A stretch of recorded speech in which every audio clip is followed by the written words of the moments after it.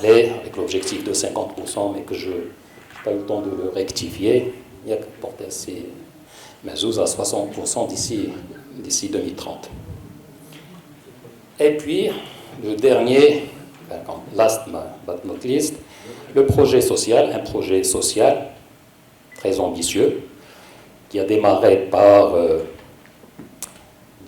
l'assurance maladie obligatoire et la généralisation, avec quelque chose comme 22 ou 23 millions de dirhams de nouveaux bénéficiaires qu'on a intégré, qu'on est en train d'intégrer au niveau de cette assurance maladie obligatoire. Et depuis peu, le démarrage de tout ce qui est aide sociale, sachant que ce sujet aide sociale, c'est un sujet qui était dans les tiroirs, l'aide sociale directe, et sur lesquels certains notamment notre secrétaire général a travaillé, je pense, sur ce sujet, les anciens gouvernements, quand ils étaient en charge des affaires générales. Mieux vaut tard que jamais. Aujourd'hui, c'est quelque chose qui se fait, qui se concrétise, et tant mieux. Et donc, tout ça, en termes de résultats, bien sûr, on consolide la notion d'État social et le pouvoir d'achat du citoyen. Alors, ça, c'est le track record de l'avenir. L'avenir, j'ai essayé donc de résumer tout ce qui a été dit. Il est clair qu'aujourd'hui, la Coupe du Monde est une opportunité, mais ce n'est pas la seule opportunité.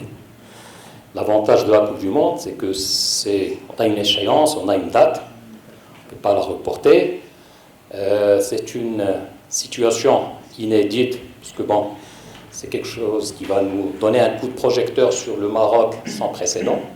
C'est clair, c'est un accélérateur de chantier, mais le Maroc a d'autres opportunités, notamment la décarbonation dans les pays développés et tout le flot, je dirais, de bonnes nouvelles qu'on a eu récemment. C'est vrai, c'est des projets qui nécessitent encore d'être travaillés avant d'aboutir, mais certains, je pense, sont plus avancés que d'autres, et on est plutôt confiant. Et l'autre élément, c'est qu'on a une diversification au niveau de ces projets. Hicham Saadani nous a présenté donc une liste de projets. Bon, il y a la Gigafactory, il y a l'hydrogène vert, il y a le X-Links. Bon, si un ou deux projets ne se font pas, on est quand même sur un potentiel projet qui ont des potentiels en termes d'investissement en plusieurs milliards de dirhams, voire parfois dizaines de milliards de dirhams. Enfin, pour rester humble, en parlant de milliards de dollars, et un potentiel à l'export du même ordre. Avec Hicham, on avait 7 millions de tonnes, je pense, d'hydrogène vert, c'est l'équivalent de 13 milliards de dollars. Pour vous donner un exemple.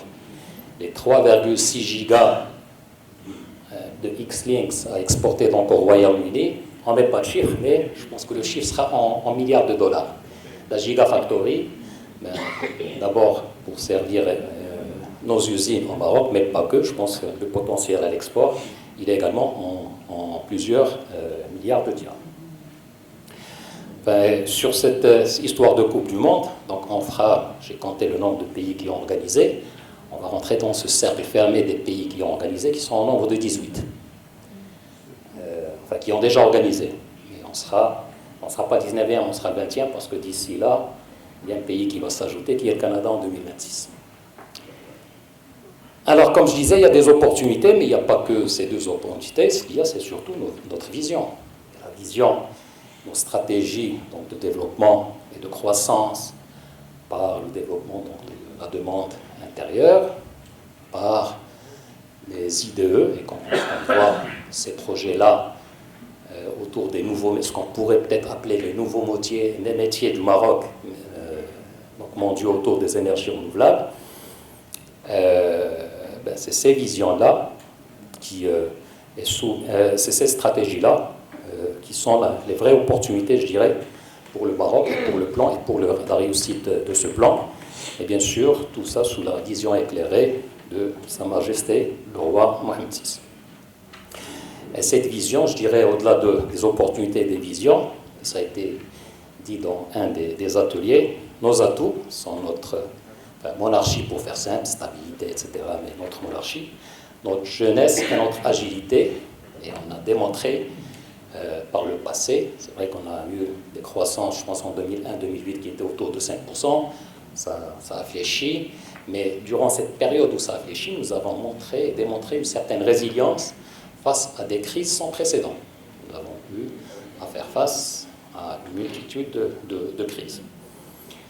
Alors, dans cette vision volontariste, j'ai repris tout ce qui a été dit, la volonté de l'État, donc de reproduire cette formule gagnante qui est celle qu'on a testée sur les 20 dernières années, mais en accélérant le rythme, parce qu'aujourd'hui, on a des échéances et on a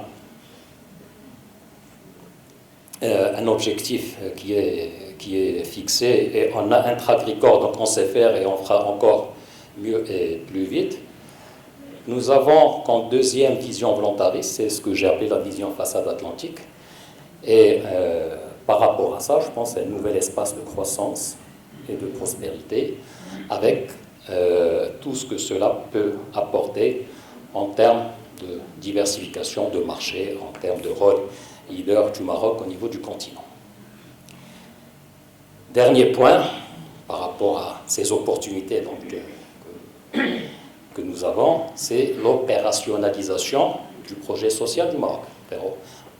Opérationnalisation globale, parce que ça a démarré pour la MOM il y a quelque temps, l'aide directe depuis décembre 2023, et tout ce qui va suivre par la suite, avec l'indemnité chômage, la généralisation de la retraite, etc.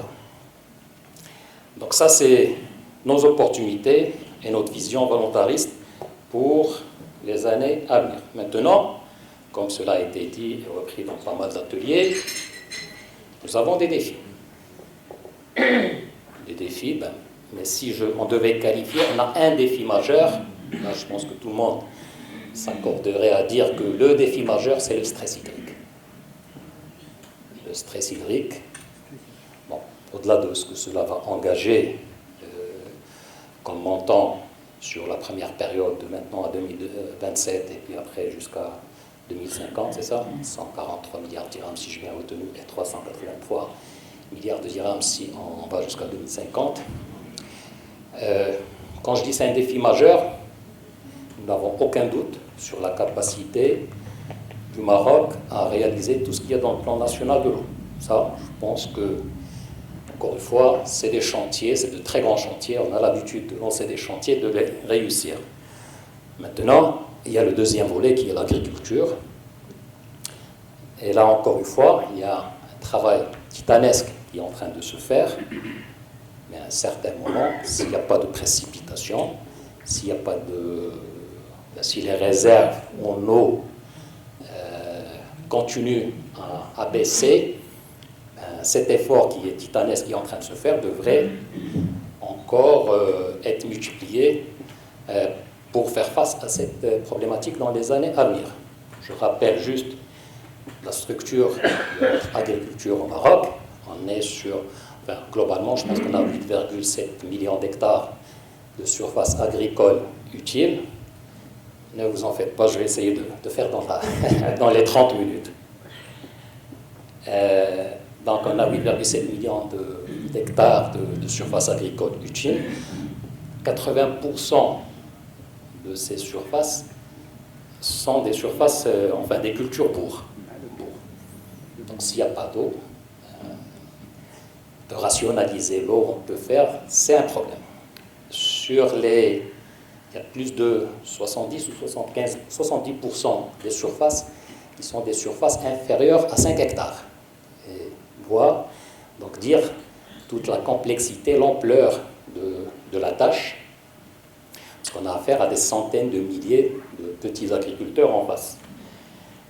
Et 65% des surfaces agricoles utiles sont dédiées à la céréaliculture. Donc la tâche, le travail au niveau du département en charge de l'agriculture, il est titanesque. Ils sont sur des projets de modernisation de l'agriculture avec tout ce qui est semi-direct, l'irrigation d'appoint, tout un ensemble de sujets. Mais un certain moment, il y a une problématique d'assolement, à un certain moment, quand s'il faut arrêter sur certaines cultures, enfin sur certaines parcelles de terrain, arrêter les céréales pour faire autre chose, et qu'on doit le faire sur des millions d'hectares, la tâche est titanesque. C'est pour ça que c'est le seul, je dirais, défi que j'ai mis comme défi majeur. Les autres, il y a beaucoup de défis, beaucoup de choses à faire, beaucoup de réformes, mais je pense que c'est des choses que nous avons l'habitude de faire et où nous avons un track record, nous avons démontré notre capacité à gérer. Très souvent, on entend comment est-ce qu'on va financer le projet social. Enfin, la bonne nouvelle, c'est déjà intégré, une bonne partie est déjà intégrée dans le budget 2024. Donc, si on sait le faire en 2024, je pense qu'on saura le faire pour les années à venir. Absorber le coût d'une dette grandissante, il suffit donc de générer la croissance suffisante pour pouvoir l'absorber. Juguler l'inflation, bon, il y a des choses bien sûr qu'on sait faire, qu'on a démontré, d'autres qu'on risque de subir dans les années à venir. Quand c'est de l'inflation importée, mais bon, on a une expérience par rapport à ça. C'est-à-dire que l'avantage qu'on a cette fois-ci, enfin dans l'avenir par rapport au passé, c'est que nous avons déjà expérimenté ça et nous avons mis en place les dispositifs qu'il faut. Si ça devait se reproduire, je pense qu'on réagirait même plus vite que lors de l'exercice 2023 où on a déjà fait des exploits par rapport à ce travail sur l'inflation. L'arrêt de la voiture à combustion en 2035, on en a parlé, c'est un défi, c'est en même temps une opportunité. Parce que si on arrive à avoir les mêmes capacités, voire les augmenter avec le véhicule électrique, avec tout l'écosystème qu'on est en train de mettre au niveau de l'électrique, je dirais que c'est plus une opportunité. Il faut le mettre en tant que risque, tant que, je pense, tous les accords ne sont pas encore signés à 100%. Tout à l'heure, on a parlé de la décarbonation de l'économie mondiale comme une opportunité. Au niveau local, c'est un défi. Parce que pour continuer à exporter, il faut bien respecter un certain nombre de normes. Et c'est un effort de mise à niveau qui n'est pas négligeable, mais qu'on saura gérer. Si le système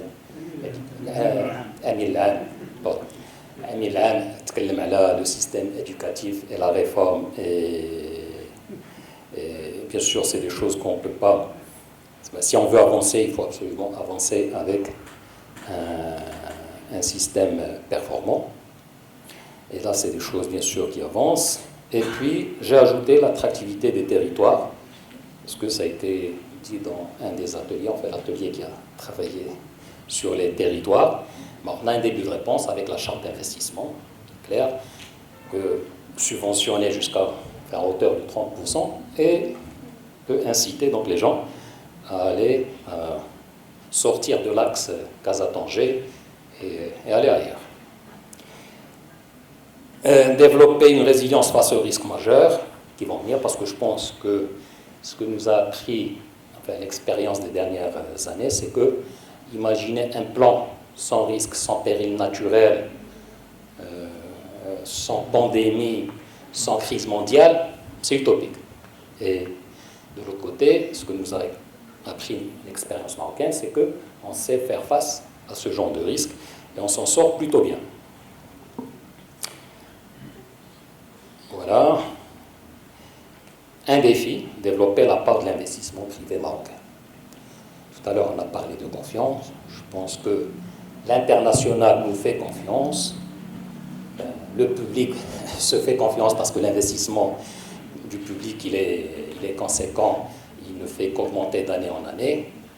Le privé marocain, je dirais, s'il y a un maillon faible au niveau de la chaîne, je pense que ça, c'est un défi.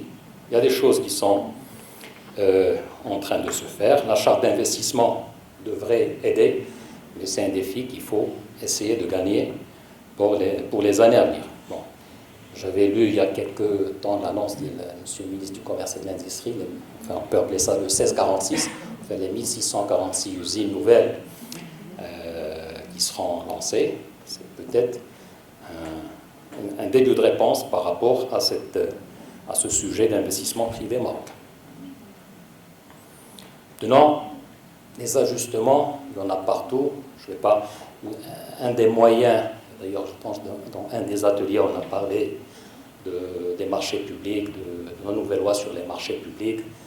Et on peut imaginer tout un ensemble de mécanismes pour inciter, pour encourager l'investissement du privé marocain au lieu de faire que de la négoce, de produire au niveau Maroc. Ça, je pense, avec la réforme des marchés publics, il y a encore des choses à faire si on veut aller dans ce sens. Alors, si je pense qu'on a... je ne vais pas revenir sur les chantiers. Je pense qu'on a eu droit à un exposé très clair. Mais je dirais les 4 composantes du plan où on a des chiffres. Je vais juste, comme il a fait ce matin, j'ai pris juste là où on a des chiffres par rapport au chantier de l'infrastructure, les nouveaux métiers, le projet social et le tourisme. Et si je prends le cas du tourisme, on a dit tout à l'heure que la Coupe du Monde, c'est une opportunité. Et si la Coupe du Monde doit nous préserver ou la réussite d'un projet, ça serait celui du tourisme. Je pense aujourd'hui, avec tout ce qui est en train de se mettre sa main avec tous ces chantiers-là, s'il y a un chantier où, je pense, au tout début de l'intervention, c'est Emile Lam, désolé, Emile Lam,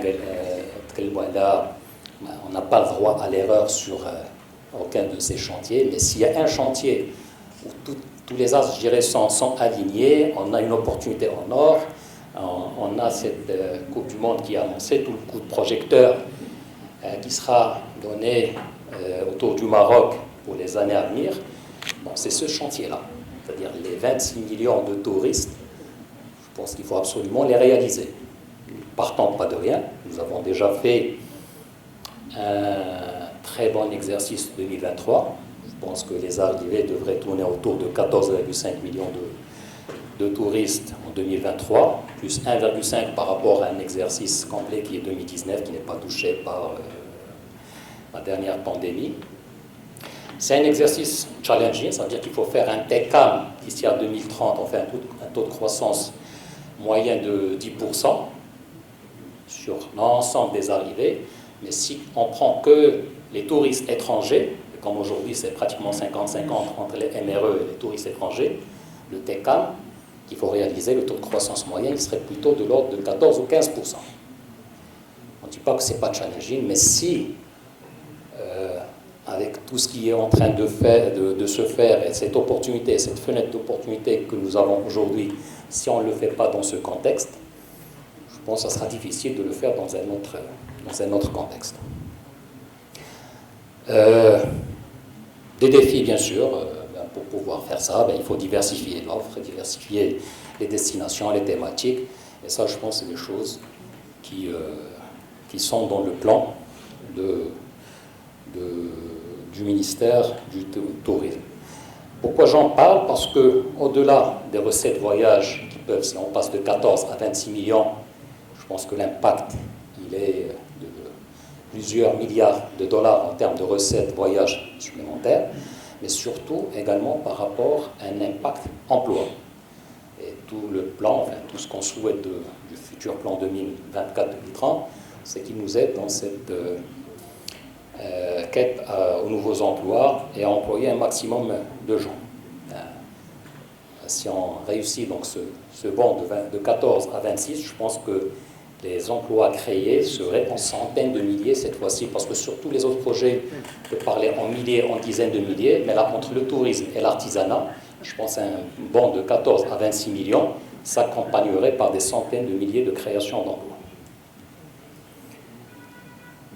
Les nouveaux métiers, ce qu'on appelait les nouveaux métiers, Gigafactory, hydrogène vert, X-Links, et là, je pense qu'on a eu droit à une présentation exhaustive de la part d'Yassi Hicham Saadani. Encore une fois, c'est des investissements très conséquents et un pouvoir et peut-être un changement si ces projets-là se réalisent, parce que bon, ils ne sont pas tous engagés, mais si ces projets ou une partie de ces projets se réalisent, on parle en plusieurs milliards de dirhams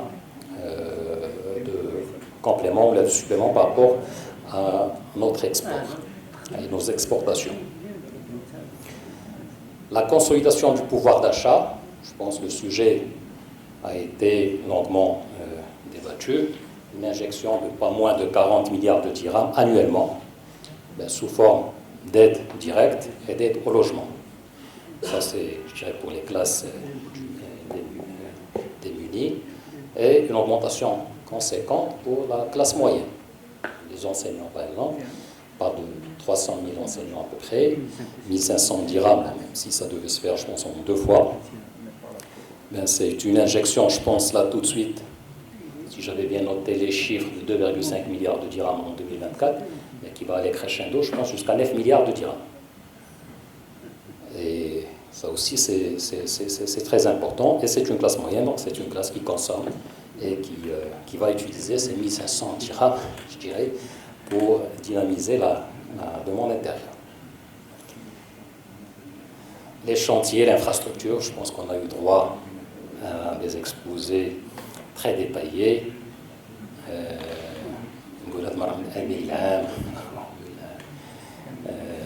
Toutes les interventions. Et là, encore une fois, on parle, si on prend juste les 3 types de chantiers de 450 milliards de dirhams, mais ce n'est pas un chiffrage exhaustif, avec un essor hors norme sur l'entreprise marocaine, le rayonnement de cette entreprise marocaine, bien sûr, sur les emplois. Et une fois ces entreprises marocaines rayonnent à l'intérieur du Maroc, elles peuvent rayonner également à l'extérieur et à l'étranger.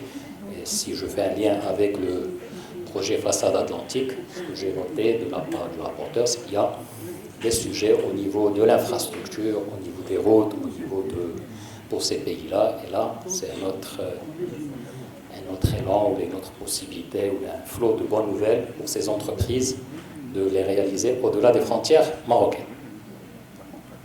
Si on devait juste rassembler tout ça, donc c'est plus de 800 milliards de dirhams entre investissement public et intention IDE. C'est le chiffre que j'ai noté, c'est Rabeta, 1300 milliards de dirhams en intégrant le plan social cette fois-ci. Donc c'est des centaines de milliards de dirhams de plus à l'export en recettes voyage. Un excellent coup de pouce à la demande intérieure par l'augmentation du pouvoir d'achat, plus de 3 millions de ménages donc, par rapport à la population qui va recevoir donc, les aides directes, et plus de 300 000 dans un premier temps, si on ne compte que les enseignants. Des centaines de milliers d'emplois, parlons en centaines grâce essentiellement au tourisme et à l'artisanat, et plusieurs dizaines de milliers sur les autres secteurs. Et un plein essor, je dirais, pour un certain nombre de secteurs, le BTP, le tourisme et l'artisanat. En ce chiffrage, déjà, c'est juste par rapport au projet où il y a des chiffres, mais il y a d'autres où il n'y a pas encore de chiffres, mais qui devraient se faire dans cet horizon de temps. Il n'y a pas, par exemple, toute la partie, la portée de la vision façade atlantique. Il n'y a pas toute la portée du fonds Mohamed VI pour l'investissement, parce qu'on devrait, bien sûr, il sera dans ces projets-là, mais il n'y a pas toute la portée. Il y a une partie, donc il y a des backups que nous avons un peu partout. Il n'y a pas toute la portée des PDR. Il n'y a pas le 1646, les 1646 usines donc annoncées par Riyad. Il n'y a pas toute la partie digitale avec tout ce que le digital également peut. C'est un secteur où on peut effectivement faire des choses.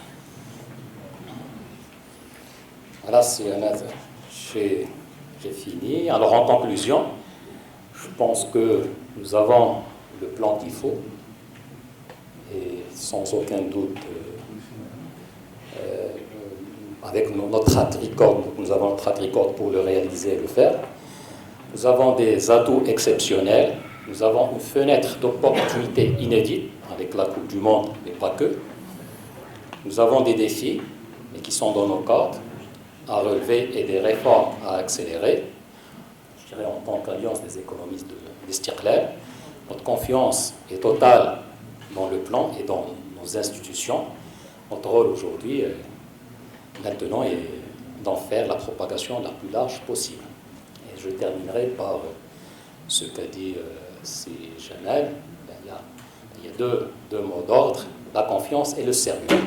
Le sérieux doit constamment définir notre ligne de conduite dans la vie de tous les jours, comme au travail. Donc le discours royal, je terminerai par cette partie donc, du discours royal qui vient donc du discours royal à l'occasion de la fête du trône 2023. Et merci.